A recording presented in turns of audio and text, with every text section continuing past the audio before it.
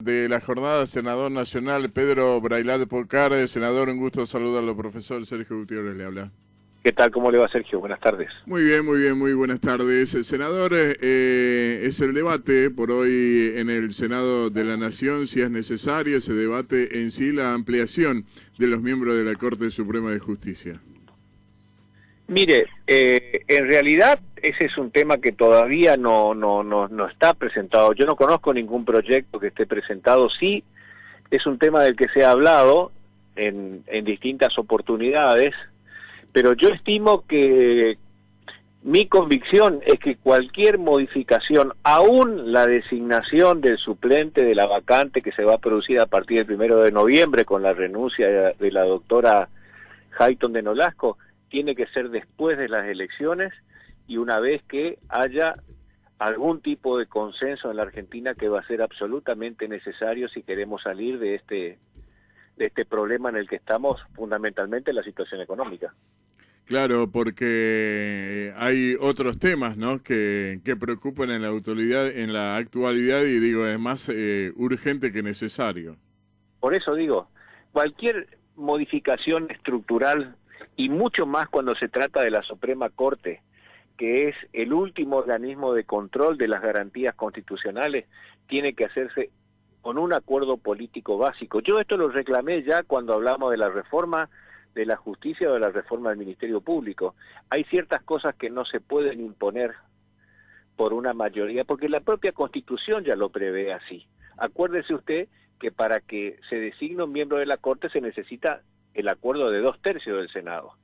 Eso es lo mismo que el Ministerio Público. ¿Qué es lo que está pidiendo la Constitución con eso? Que haya un acuerdo mínimo entre los principales sectores representados en el Congreso. Mucho más si tenemos que hablar de reformar la estructura de la Corte y ampliar el número de integrantes, ¿no? ¿Todavía no recibió ninguna consulta, alguna propuesta? No, en absoluto, nada. Acuérdese que yo venzo mi mandato este año, ¿no? Sí, sí.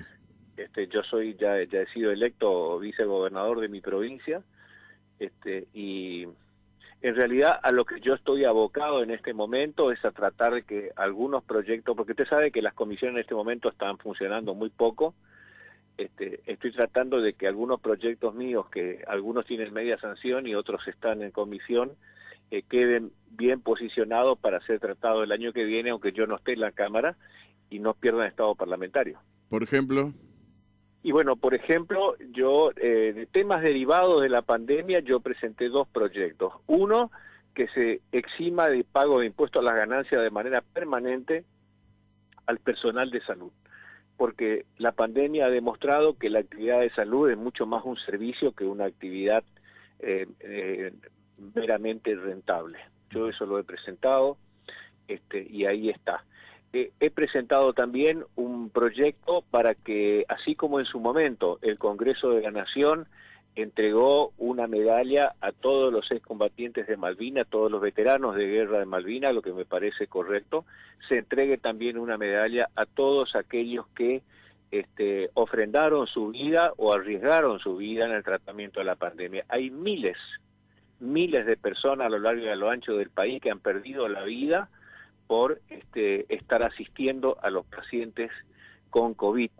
Hay otros que han arriesgado su vida y se han contagiado y han podido zafar, pero hay mucha gente que quedó en el camino.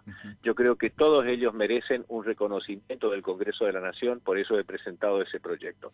Y el otro que está ahí difícil es un proyecto relacionado con educación emocional, que espero sea tratado antes de que pierda estado parlamentario.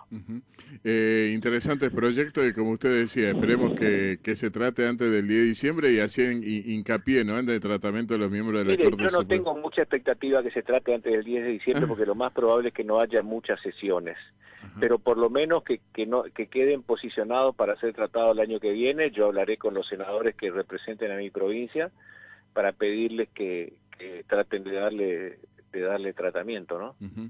Exactamente. ¿Y tiene alguna referencia con lo sucedido en esto en defensa de Jones Wallace, de Marcelo Bielsa, de Rafael, Mire, perdón? yo lo que creo es que no entiendo cuál fue la actitud del embajador argentino cuando se trata de un ciudadano que está siendo juzgado en un país que tiene Estado de Derecho y bajo la legislación de ese país, y por un delito cometido en ese país. No entiendo entonces cuál es la intervención del embajador. Quisiera escuchar los argumentos que él da antes de los argumentos oficiales, porque hasta ahora hay una explicación muy breve de parte de Cancillería, y sí, hay un hecho que es real. Es decir, esto ocurrió en Chile, pero están habiendo hechos de violencia en el sur argentino, y yo creo que esto impone primero frenar los hechos de violencia y después entrar a considerar cuáles son los derechos que legítimamente pueden corresponder o no a un sector determinado. Pero las cosas no se pueden hacer bajo la presión de la violencia, de ninguna manera. Así es, el senador muy amable por este tiempo y bueno, ya está, me imagino, continúa, mejor dicho, en campaña en la provincia de Corrientes. Sí, acá estamos en plena campaña porque no solamente se eligen usted sabe que nosotros renovamos senadores, somos una de las 8 provincias que renovamos senadores, también elegimos la mitad de la representación de diputados, pero además coincide, acá ya tuvimos elecciones provinciales, pero 15 municipios que son gobernados por el oficialismo nacional decidieron convocar a elecciones para el mismo día que las elecciones nacionales. Así que estamos en esa campaña no solamente para el Congreso, sino también para esos municipios, dentro de los cuales hay algunos muy importantes, como el municipio de Paso de los Libres, de Mercedes o de Esquina, que son ciudades importantes de Corrientes, ¿no?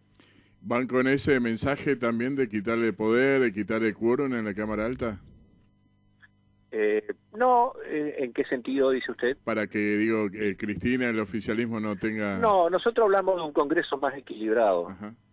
La verdad es que el Congreso, el Senado, no la Cámara de Diputados, pero el Senado, donde el oficialismo tiene 42 votos, ha usado esa mayoría permanentemente, y la ha usado de manera con un bloque que ha actuado de manera unánime.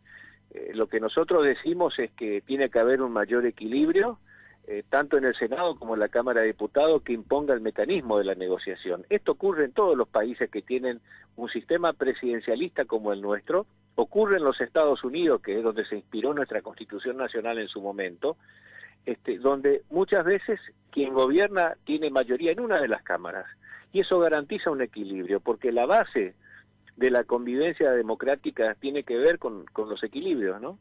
Ese por lo menos nuestro pensamiento.